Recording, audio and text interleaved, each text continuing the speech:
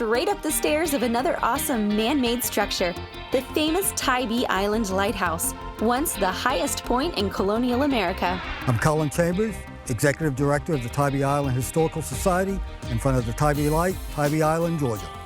Lighthouses in American and in fact world history have always guided mariners along unfamiliar, dangerous coastlines, as well as served as roadway markers to guide vessels into rivers, harbors, and other waterways. The original Tybee Island Lighthouse was only 90 feet tall, but today's version stands 154 feet tall and is made of brick and cast iron, whereas the old lighthouse was made with brick and wood. Tybee Light Station is one of the most complete active light stations in America today.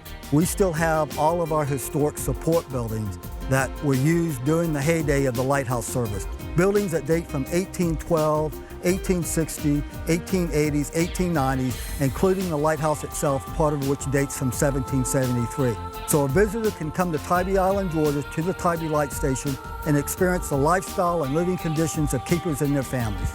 Tybee Lighthouse is 18 miles east of Savannah, right on the coast of the Atlantic Ocean at the mouth of the Savannah River. Lighthouses use lenses to magnify light out to sea. It's a first-order Fresnel lens, stands about 8.5 feet tall and it's roughly 6.5 feet in diameter. It takes a very small light bulb, about this size. It magnifies that light to over 20,000 candle power and projects that light out at sea for almost 20 miles on a clear night.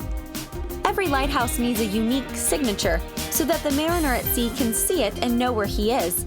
They have both a day mark and a night signature. That way, a particular light could be identified by its paint pattern during the daytime, the day mark. In our case, it's a black lighthouse with a white band. And at night, they use night signatures. Every lighthouse has a different night signature. They may oscillate, they may rotate. In the case of Tybee Light, the lens is fixed. It does none of those, it just remains fixed. You looked in a reference book and our navigational chart, you coordinated those night signatures and day marks, you could identify exactly where you were.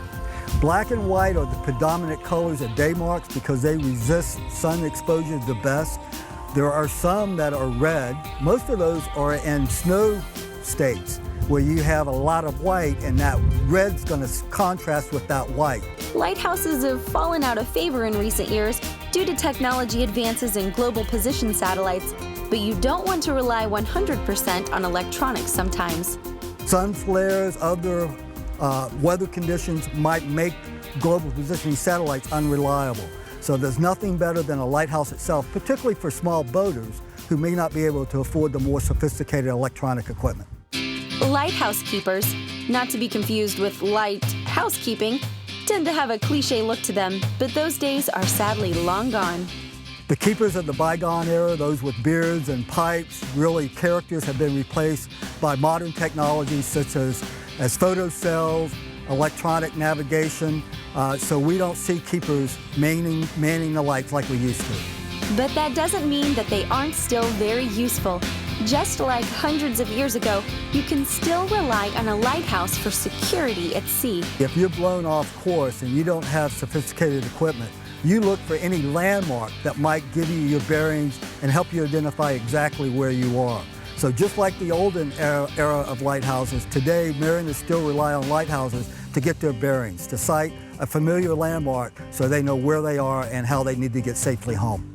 In order to preserve the nation's remaining 450 lighthouses, conservationists must keep reminding the public of just how majestic they are. Conservation, preservation, interpretation of lighthouses are vitally important, not just in America but in the world, because it's a lost architectural form in many ways. It's vitally important that we maintain that part of our American maritime heritage.